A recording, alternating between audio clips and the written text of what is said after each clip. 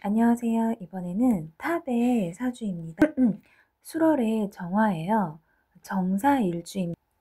먼저 물상으로 표현한 또 그거 화가 활동도 하시는 걸로 알고 있어요. 그러니까 그림도 그리고 그런 큐레이터 같은 거 하신 걸로 알고 있는 좀 막 경술, 정묘, 정사 이런 좀 납득이 안 갈 수도 있는 하면 좀 한 폭의 그림 같은 게 나와요. 이제 여기 월주 술토가 있죠. 이제 가을이에요.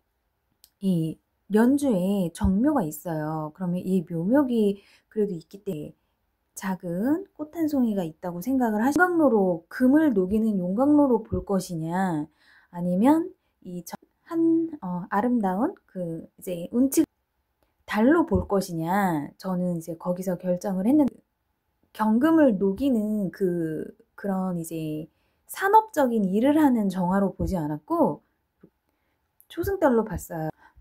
묘목이 술토를 목국토하는 모습은 어린 그 꽃이 어린 사람이 나이 든 사람 활기로움으로 활력으로 다가가는 그림이 그 영화로 치면 그 은교처럼 뭔지 모를 그 예술성이 그 사회에서 경쟁 사회에서 어떤 그 일을 하시는 분의 모습으로 될 수도 있지만 그래도 이 탑의 사주는 이런 좀 예술적인 곳에 되게 사술 원진도 그 자신이 하는 일에 쓰이면 예술성이 더 폭발할 수 있는 극대화될 수 있는 그런 환경을 가지고 계십니다.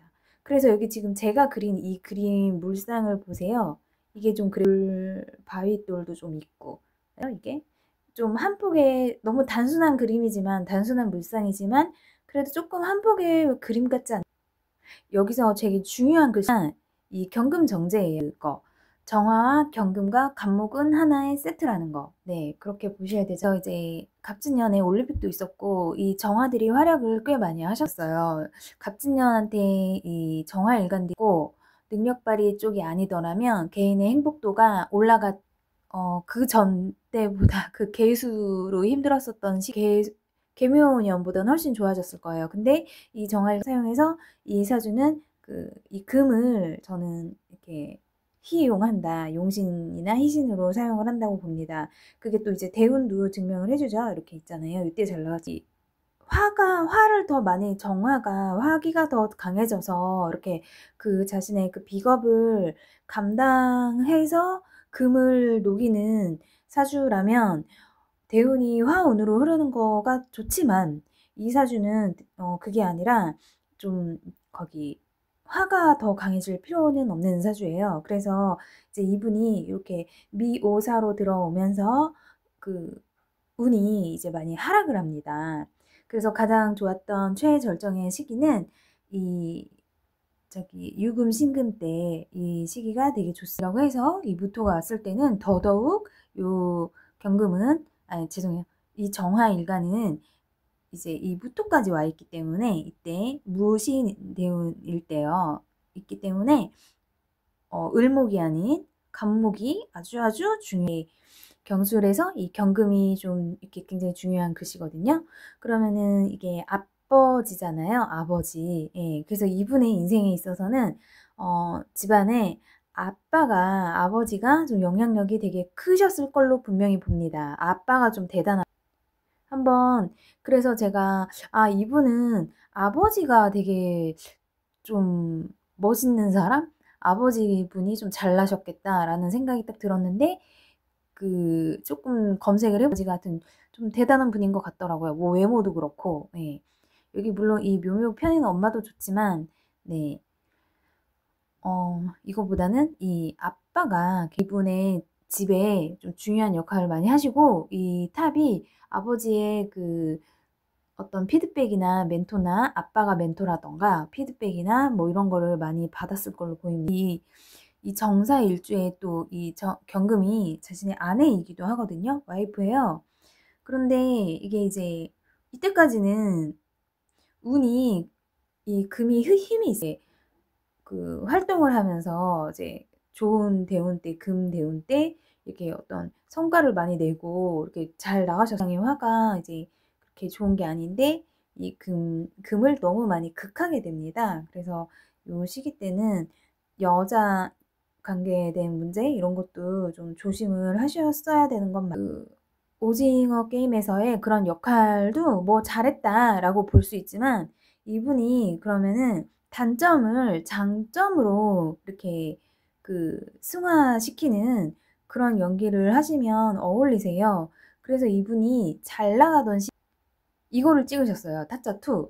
이때는 역할이 약간 그런 코드였어요. 이때는 영화 말미에 자신의 뭐 여자친구를 약간 이렇게 좀 보호해주는 좀 그런 쪽으로 이렇게 캐릭터가 흘렀거든요.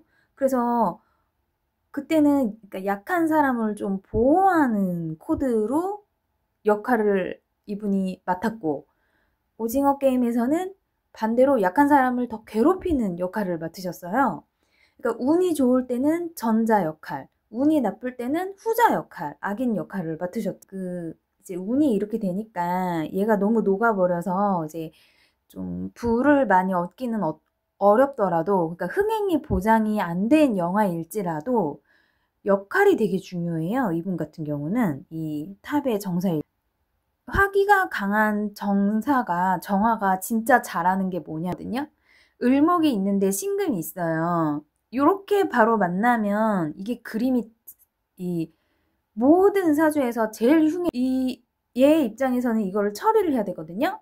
근데 이 문제를 해결하기 제일 좋은 게 얘거든요. 식신 제살로 더 상위급의 약간 굉장히 고급스러운 이 을목의 칠사를 처리를 할 수가 있어요. 신금 앞에서 바들바들 떠는 을목을 보호하는 그런 역할을 맡으시면 되게 좋아요. 그러니까 한마디로 약자를 보호하는 정화. 네, 그런 역할을 맡으면은 호감도가 올라갈 수가 있어요. 근데 반대인 걸 했잖아요, 이번에는. 근데 왜냐면 그거는 흥행이 보장되어 있는 그런 굉장히 이슈화된 그런 드라마였으니까. 그런데 이분이 약간은 이게 어차피 운이 안 좋으니까 그냥 이거 재성 조금 포기하고 돈이 조금 덜 들어오는 흥행이 보장이 안 된 여더라도 주는 역할, 보호해주는 역할 그런 거 하면은 이분 이미지 좀 내려갔던 거 있잖아요. 어떤 그런 걸로 인해서 거기에서 이렇게 좀 그거를 회복을 할 수 있는 그런 계기가 분명히 되실 겁니다. 그래서 영화 감독이라면 저는 그렇게 정사 일관을 그렇게 이분이 나라까지 끝까지 이렇게 좋지 않는 길로 가지 않고 그래도 이렇게 희망을 가질 수 있는 게 이거입니다. 경술. 얘가 그래도 여기에 이렇게 조금 지장간에 조금은 이렇게 힘을 가지고 있고 이렇게 또 토생금 받고 있잖아요. 그래서 이분한테는 이 경금이 살아있는 한, 그러니까 내 가족의 아버지가 이렇게 굳건하신 한 이분도 이렇게 희망을 잃지 않고 좀 자신의 아버지를 멘토로 삼아서 이렇게 하시면 좋을 것 같아요. 내 아빠가 내 나이 때 어떤 인생을 살았을까?